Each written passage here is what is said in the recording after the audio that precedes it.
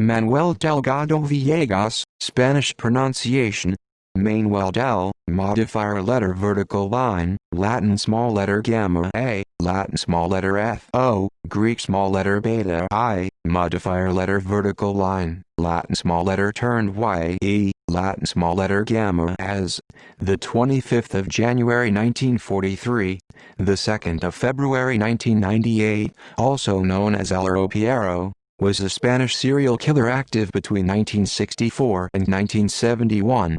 Delgado claimed to have carried out 48 murders in Spain, Italy and France. Of these cases, the Spanish police were only able to investigate 22 in Spain and considered him the definite perpetrator of 7.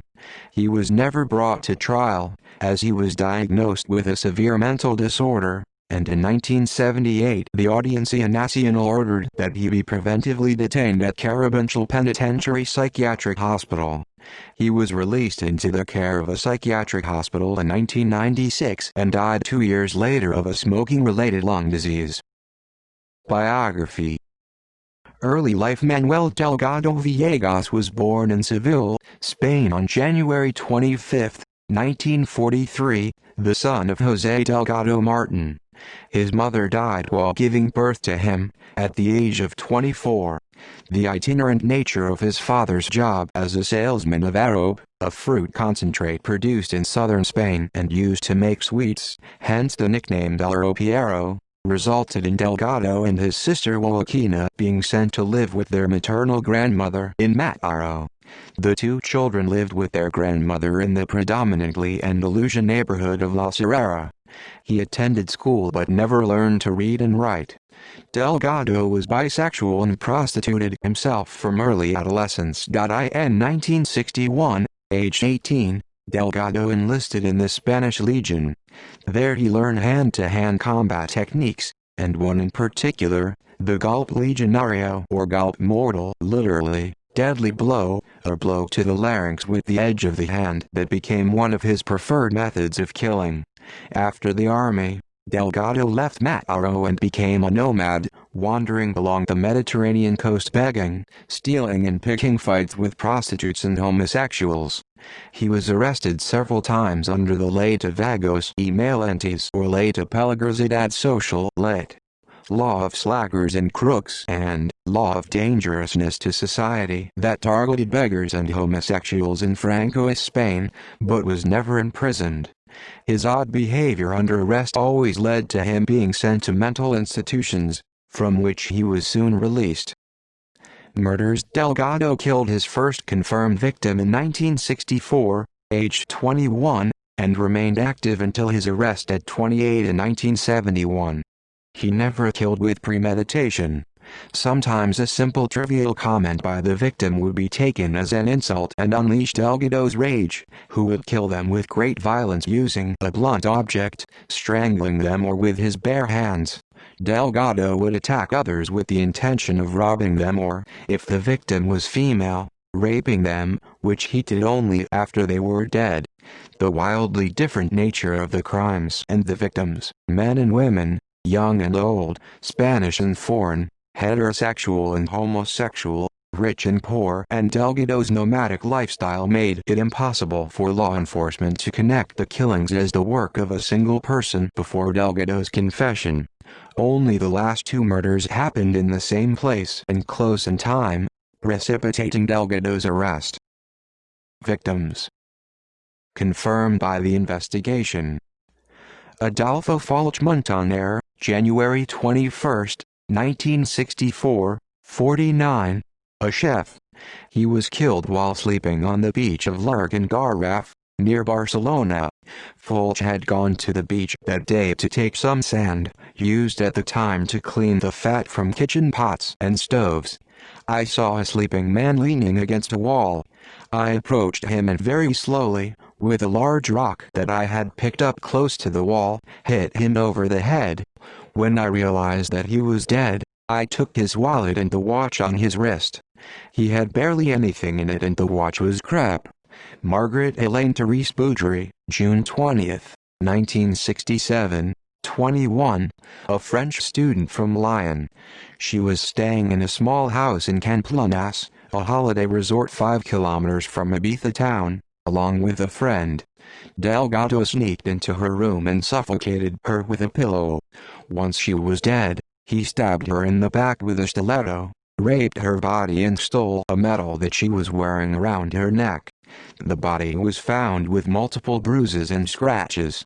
Her friend, an American tourist named Jules Morton, was arrested and held in prison for over a year before his innocence was proven.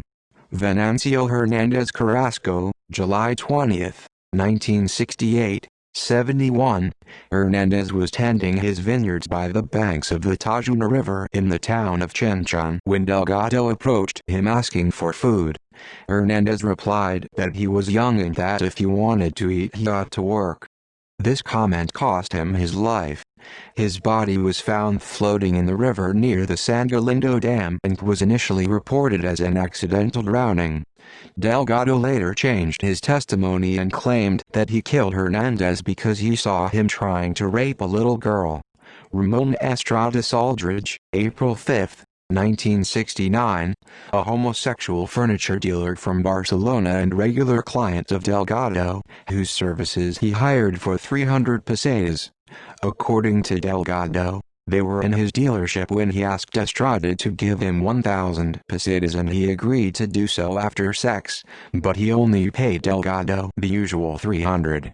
Delgado hit Estrada in the neck, but he was only knocked out and began to insult Delgado after recovering his senses.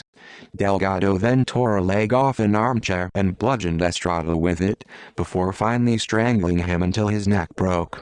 Anastasia Borrell Moreno, November 23, 1969, 68, killed in Mataro.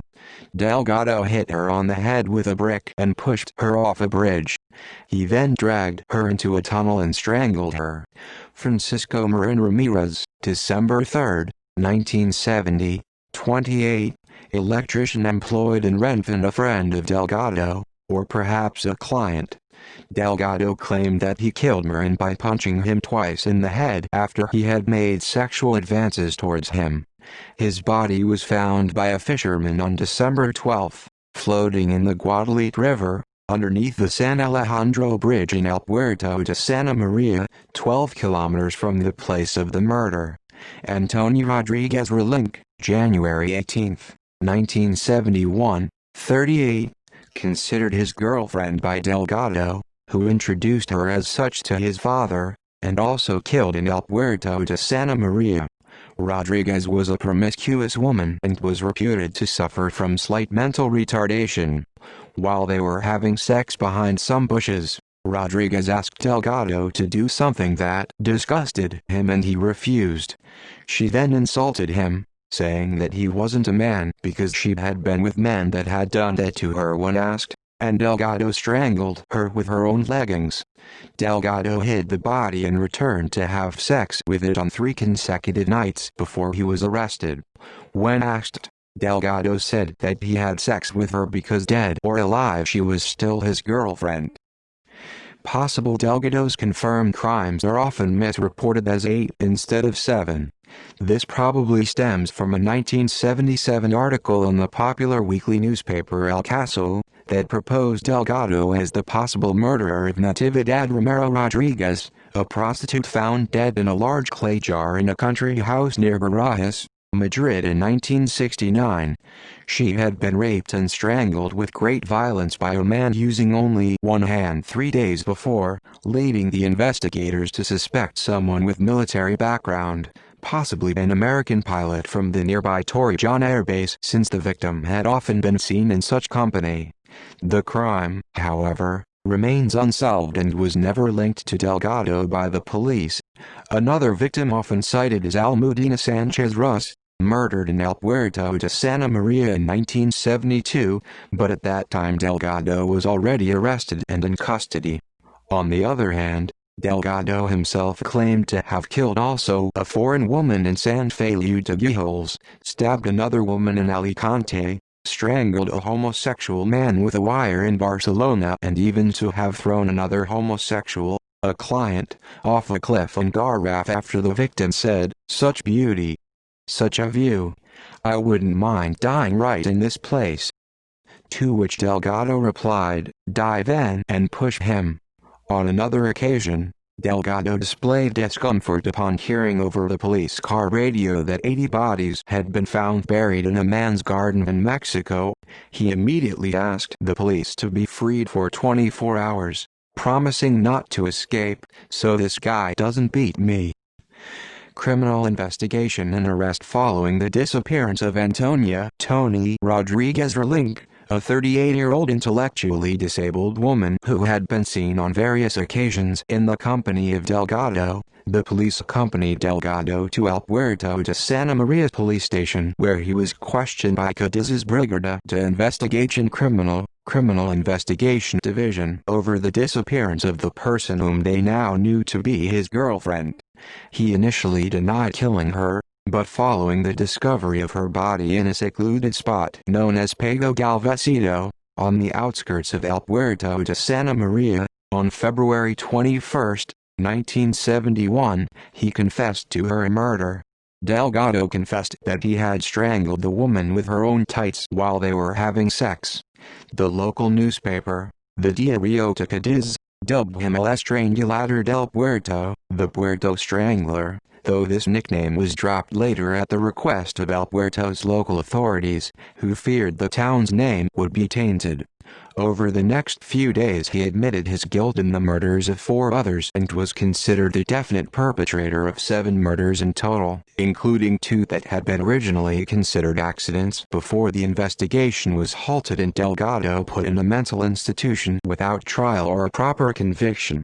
While under interrogation, Delgado remained calm and shared many details of the crimes with the police. At the time of his arrest, it was widely reported that he was diagnosed as having XYY syndrome, which led to claims that this may have been responsible for his violent behavior. However, the link between XYY syndrome and violent behavior has been disproven by modern studies of the condition. In the process of investigating the veracity of his claims, the investigating magistrate of El Puerto de Santa Maria, Conrado Gallardo Ross, along with detectives involved in the cases, accompanied Delgado to the scenes of the crimes over a period of 2 years, where he reenacted and explained the crimes. One detective in particular, Salvador Ortega, succeeded in gaining Delgado's trust and was the one who was given the most information.